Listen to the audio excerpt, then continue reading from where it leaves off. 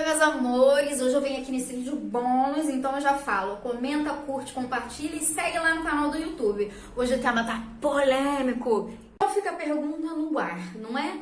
Beatriz, por que você está vindo hoje deixar um vídeo bônus aqui? Porque a Jaqueline, uma das seguidoras, amiga e parceira da página, pediu que eu comentasse o que o Felipe Neto falou essa semana sobre a literatura.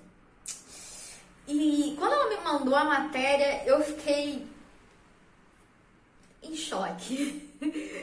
Porque uma pessoa que não entende o quanto uma pessoa que fica 4 anos dentro da faculdade aprendendo metodologias, melhor pedagogia para se utilizar dentro de sala, de acordo com o tipo de turma, e planejar uma aula de acordo com a turma, para interessar ele naquela matéria, é difícil.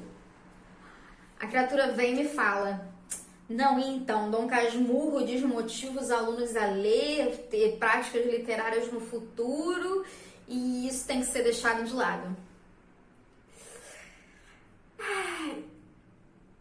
Eu sou contra a lei do cancelamento. Cancelamento tem sido uma frase que muito tem aparecido no Big Brother, e eu não acho certo cancelar as pessoas, porque eu acho que as pessoas podem evoluir e aprender com seus erros. Então, todo mundo aqui já falou besteira. Então, eu não vou pegar assim tão pesado. Eu entendo o que ele quis dizer, mas ele colocou de uma maneira errada. Pelo menos assim, eu espero que ele tenha, esperado dizer o que eu penso.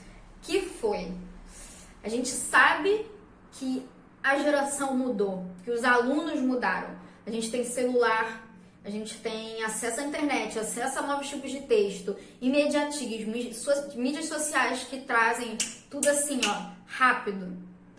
Nós temos tudo isso, mas ao mesmo tempo que temos tudo isso, nós temos o clássico que não pode ser perdido, porque nele não contém só literatura, contém a história de um país, a história de um lugar, aquilo que dá características que os pesquisadores procuram, que dá característica até mesmo um povo e uma identidade. A literatura é muito importante, a literatura é uma arte, a literatura faz parte de uma cultura que eu trago aqui direto. A minha página é sobre cultura, a gente vê cultura sobre um viés diferente, procurar novas questões culturais, o que traz a nossa identidade. Então, quando a gente tem uma literatura brasileira, uma literatura afro-brasileira, que Machado de Assis, dentro de um cânone eurocêntrico, vocês já sabem o que é eurocêntrico, deixei no outro vídeo, para quem não sabe, volta lá para ver e para curtir. Então, que a gente tem um cânone eurocêntrico, a gente tem logo Machado, ele foi falar logo de Machado de Assis, gente, que é um afro-brasileiro dentro de um cânone totalmente eurocêntrico, é você mexer com a cabeça dos professores que estudam 4 anos para desenvolver. E sem contar que ele trouxe Machado de Assis, que é uma das pessoas que tem uma linguagem super fluida, uma linguagem super contemporânea e atual, trazendo questões atuais, porque não é só de Dom Casmurro que vive Machado de Assis. Nós temos contos como Pai contra Mãe, temos contos que trazem uma perspectiva, uma analítica social muito importante. Então, quando nós temos um comentário como esse, nós temos que acalmar o nosso coração. Demorou uns dias para acalmar o meu coração, mas eu acalmei meu coração e vim falar sobre. Como eu estava falando, nós sabemos que a educação tem que mudar. Tem que ter uma reestruturação social para a nova realidade que se apresenta dos alunos. A metodologia cadeira-quadro, professor, cadeira-quadro, não dá mais.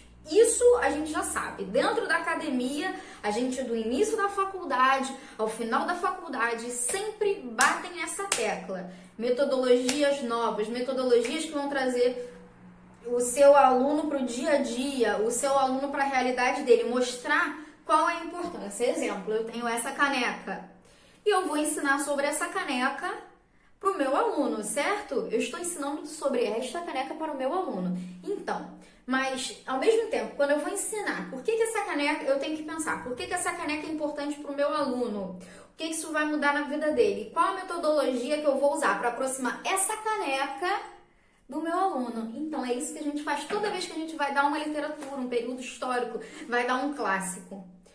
E, além disso, Vamos falar agora sobre metodologias. As metodologias a gente tenta todo dia em sala de aula se aproximar do aluno. Como eu vou fazer essa aproximação? Um exemplo.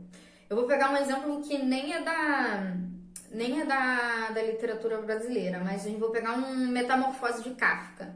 A gente hoje em dia tem histórias em quadrinhos, gibi, temos mangás que pegaram esses clássicos e transformaram, fizeram esses quadrinhos para que realmente as pessoas pudessem ter acesso a esses clássicos.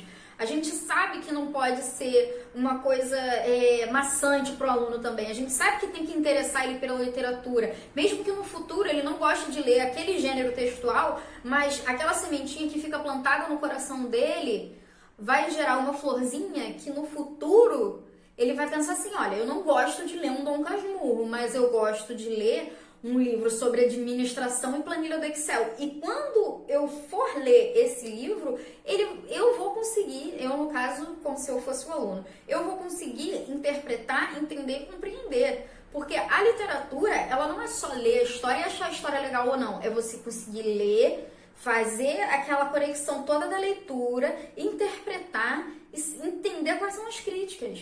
Então, todos os dias que a gente está em sala de aula, a gente tem que pensar nisso. Sabemos sim, mas nós produzimos sempre artigos científicos que falam sobre como aproximar a literatura dos alunos. Nós trazemos como a gente pode trazer isso para uma realidade mais moderna. Hoje em dia nós temos uma plataforma de streaming muito legal que é o Netflix. Vou bater nessa tecla, porque eu sempre bato nessa tecla. O Netflix é uma ferramenta muito boa para a gente trazer literatura. Nós temos uma cadeira dentro da faculdade, nós que fazemos letras, chamada literatura comparada. Através dessa matéria, a gente consegue entender como fazer, às vezes, uma correlação entre até mesmo um clássico e uma literatura contemporânea. Eu vou dar um exemplo. A gente tem Dom Casmurro. Quem não conhece a história de Dom Casmurro, nós temos Bentinho, que ele é o narrador principal dessa história, e ele vai falar da história de amor dele de Capitu. E nós sabemos que, na verdade, nós temos apenas o olhar do Bentinho, certo? Dentro da história, nós temos o olhar do Bentinho e começamos a perceber que Bentinho é ciumento, que é um relacionamento abusivo.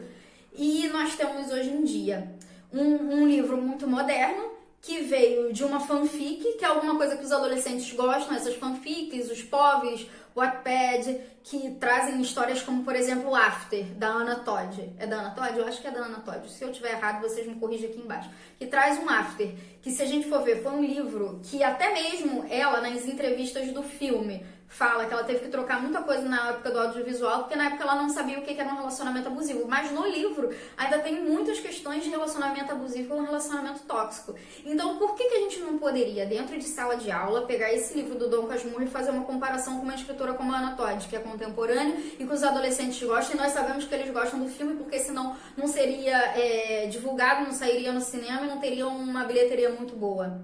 Então, nós sempre temos que procurar fazer essa correlação, porque através da literatura clássica, a gente também não só aprende a interpretar, a gente consegue ensinar dentro de sala de aula como foi a história da literatura, como é que a literatura que é hoje em dia, que a gente encontra, se transformou nisso. Vocês acham que a literatura começou a partir de hoje? Não, ela veio desde a Grécia, veio lá de trás, veio da África, dos povos antigos, veio lá de trás e veio evoluindo. E nessa evolução apareceram vários gêneros literários. Nós temos escritores maravilhosos e essa desenvoltura literária, porque a literatura é uma arte essencial para uma cultura. A literatura é a arte da palavra, grava isso, a literatura, nós temos artes, cada arte tem uma ferramenta. Dentro da literatura, a ferramenta é a palavra. E muitas das vezes os livros vão trazer críticas importantes, questões históricas importantes, porque por exemplo, curiosidade, momento da curiosidade, muitas das coisas que vocês veem hoje em dia nos livros de história também vieram da literatura, que foram pegar lá e foram ver as características e acabaram trazendo isso para dentro da história. Então, é muito importante a literatura, sim, a literatura clássica, sim. É muito importante trazer para os alunos dentro de sala de aula, sim. E ele está falando, mas eles não se sentem interessados por isso. Como é que você sabe? Talvez você não tenha se sentido familiarizado com ele, mas talvez outra pessoa, outro aluno tenha se sentido familiarizado e acabou se interessando quando conheceu aquele clássico. Eu não gosto, algumas pessoas vão me matar, eu não gosto da Senhora do José de Alencar. Eu não gosto muito de José de Alencar, eu não sou muito fã dele. Entretanto, eu gostei muito de Édipo Rei do Sófocles. Ok, que também não é literatura brasileira, fiz uma comparação assim, mas é meu, ok, gente? É uma comparação minha. Então vamos lá, eu não gosto do José de Alencar, da Senhora de José de Alencar, porque eu acho chato, mas eu acho isso, porém eu sei a importância que ele teve na época, até mesmo uma visão feminina, trazer uma visão feminina, eu sei a importância dele, eu li e eu tive a minha concepção daquele livro e eu sei da importância dele. Peraí que tá passando a ambulância. E ao mesmo tempo eu li Sófocles, que foi escrito na Grécia. Gente, tem muito tempo. E eu amei. E era uma literatura que você não dá nada por ela, porque é antiga, né? Quando adolescente está lendo, todo mundo aqui já foi adolescente, ou é adolescente, e é isso, chega e lê e fica, meu Deus do céu. Então, o interesse que ele não teve. Talvez o problema tenha sido até mesmo o jeito, a metodologia que foi usada na época que ensinou ele. Mas a gente sabe como as escolas estão se transformando. A passos de formiga, mas estão. Nós já buscamos, nós já estudamos, todas as vezes vemos como está evoluindo, como nós buscamos toda vez que entramos em sala de aula o melhor para o nosso aluno. Outra coisa que as pessoas reclamam muito, período literário. Pra que eu vou estudar isso? Período literário, ai que saco, ai que droga, sempre tem. E como é que eu vou fazer? Eu vou dar um exemplo, o barroco. Ninguém gosta de ler, a maioria dos adolescentes odeia a parte do barroco. E como é que você vai fazer um link entre isso? Aí o professor fica lá, ó. Como é que eu vou dar barroco? Como é que eu vou passar um barroco aqui pra essa galera? E a gente começa a procurar um link entre o barroco e os estilos musicais que os alunos gostam.